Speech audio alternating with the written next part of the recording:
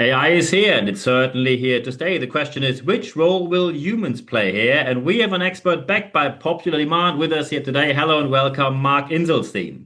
Hello, Neil. So good to be back with you. Thanks for having me. Thank you very much for making the time again. Of course, when now people say, look, AI is taking over step by step. I see my buddy who's a graphic designer massively affected. I see my person who's working in bookkeeping massively affected. And people often say, look, it looks like the whole human aspect of the business is slowly but steadily becoming less relevant and less needed. So, what is your take on that? Are these people right or are they wrong? I think they're partially right and partially wrong. I'd say they're right in the current experience of AI because it's a baby. And like anything, and we're babies with AI as well. So we're jumping in, we're trying to figure it out. We want to get more done. We want to get more answers, have better analyses. And so I think in the short term, yeah, there's definitely dangers for jobs replacing humans. The question really is that the optimal way to go? Because the way I see it is that AI has tremendous potential to augment our humanity and to augment the human side of our jobs. So if I can just take a step back for a quick sec and talk about a paradigm that I talk about in my book, Essential Leadership, which is that even before the advent of AI, for the last 100 years, even longer since the Industrial Revolution, we've moved from being human beings to human doings. And what I mean by that is we want to do more, faster, better. We're always after productivity, about achieving. And we become trapped in what I call the do, have, be trap. We want to do more, to have more things, to be whatever makes us happy. Hmm. And we think we need to be happy to be fulfilled.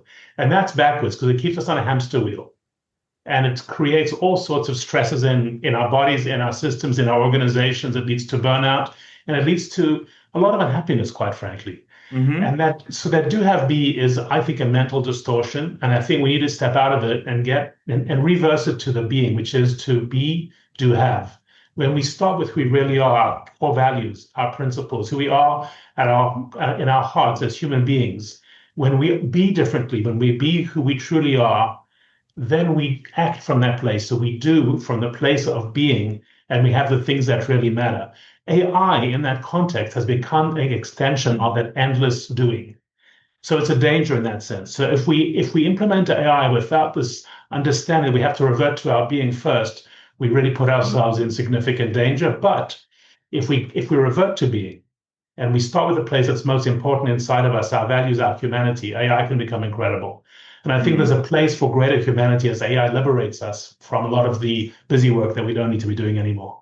Yeah, excellent. But now people say, okay, this place of being who I really am. When people say, look, I try to be there. However, when I want to be who I really am, I always meet the reality of there are bills to pay. There are pressures I simply have around me. There are expectations I have to fulfill. If I Yes. say I want to be who I want to be, all of these pressures suddenly can't be fulfilled and probably I can't pay my bills. So how do I balance this right to say, on the one hand, I want to be who I want to be. On the other hand, there are certain circumstances where I simply have to fulfill expectations, probably for myself or from others.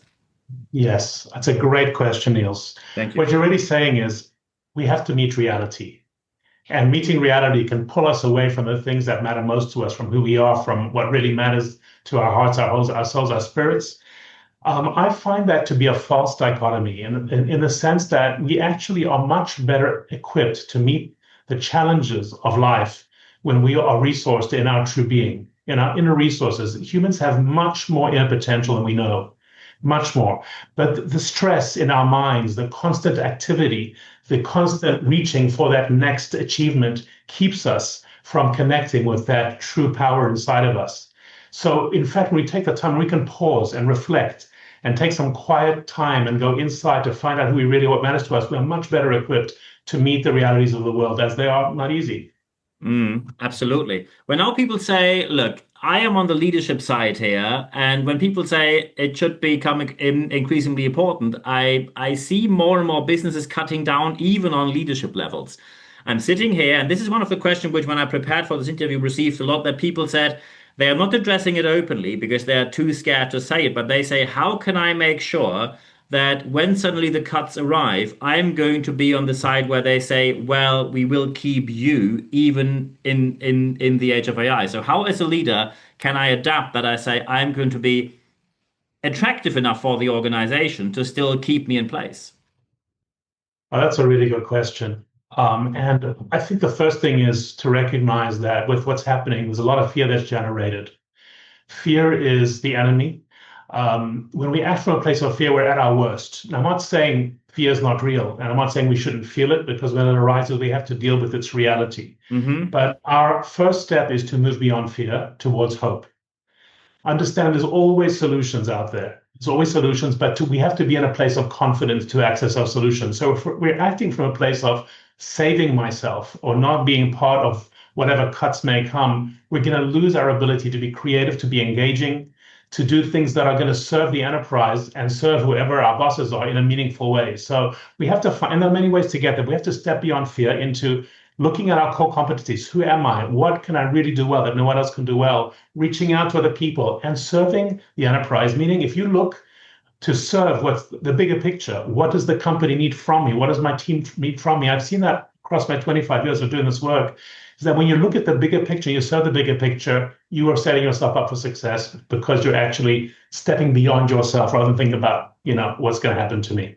Yeah, absolutely. And also, I think we can consider. I remember when I was 10 years old, they told me, oh, all of this work will be done by computers. That was in the Yes. 1980s, 1990s. Looking forward, 40 years onwards, we're still all here and we're actually more busy than before. So, can we say, even when we now say there might be a certain dip, new jobs will arise, in your opinion?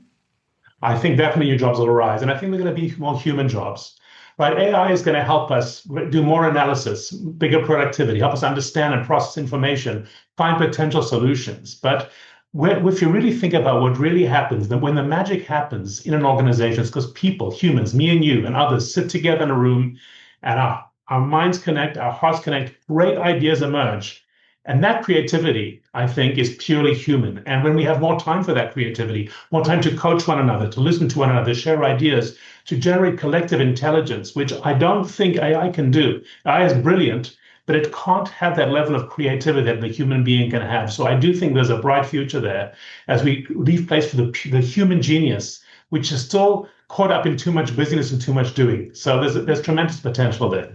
Absolutely. And I think we are going to we're going to go deeper on that in the future episodes because we're going to have more talks with you. This is actually a series of 4 episodes. We now talked about leadership in the age of AI, and we're going to talk about why brilliant executive teams underperform in our next episode. So stay tuned for this episode. There's only one thing left for me to say. Mark, thank you very much for your time. Thank you, Niels, as always. Terrific.